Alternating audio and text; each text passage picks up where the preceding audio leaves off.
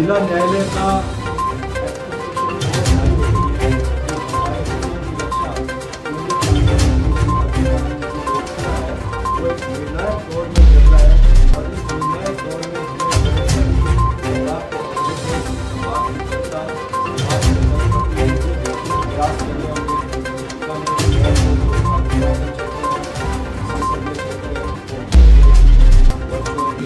अभी दिनांक 20/9/2025 को बार एसोसिएशन की पहल पर एक महत्वपूर्ण सेमिनार का आयोजन महाराजा गंगा सिंह यूनिवर्सिटी में रखा गया है, जो 3:30 बजे शुरू होगा वहाँ पे।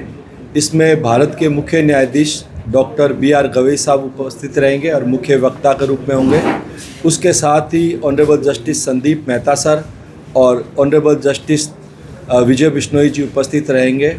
और जो उस सेमिनार की विषय वस्तु रखी गई है वो है संविधान के 75 वर्ष और उसमें डॉक्टर भीमराव अंबेडकर की जो भूमिका रही है उस पर वो सेमिनार रखा गया है, जो हमारे बीकानेर के सांसद और हमारे हितों के रक्षक डॉक्टर अर्जुन राम जी मेघवाल की अथक प्रयास से, उनके कोशिश से ये प्रोग्राम ऑर्गेनाइज हो रहा है, जिसमें केंद्रीय कानून मंत्री स्वयं भी मुख्य वक्ता के रूप में बोलेंगे और उपस्थित रहेंगे।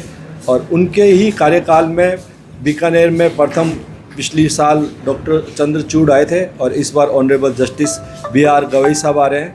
3:30 बजे ये प्रोग्राम महाराजा गंगा सिंह यूनिवर्सिटी में रखा गया है, जहां पर शहर के सभी एडवोकेट्स, गणमान्य व्यक्ति उपस्थित रहेंगे और वहां पे उसके पश्चात एक भोजन का भी छोटा सा आयोजन रखा गया है। और लॉ कॉलेज के स्टूडेंट, लॉ कॉलेज के लेक्चरर, APP और ये सभी उपस्थित रहेंगे उस प्रोग्राम।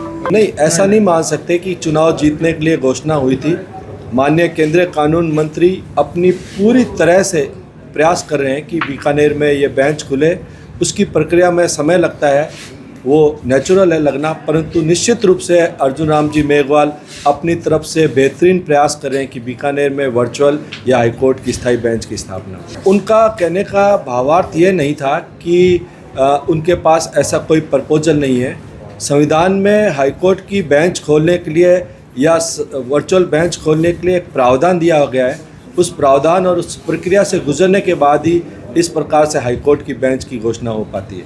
हमारी बीकानेर की प्रक्रिया विचाराधीन है, हमारी मजबूत पैरवी हो रही है और निर्णायक दौर पर है।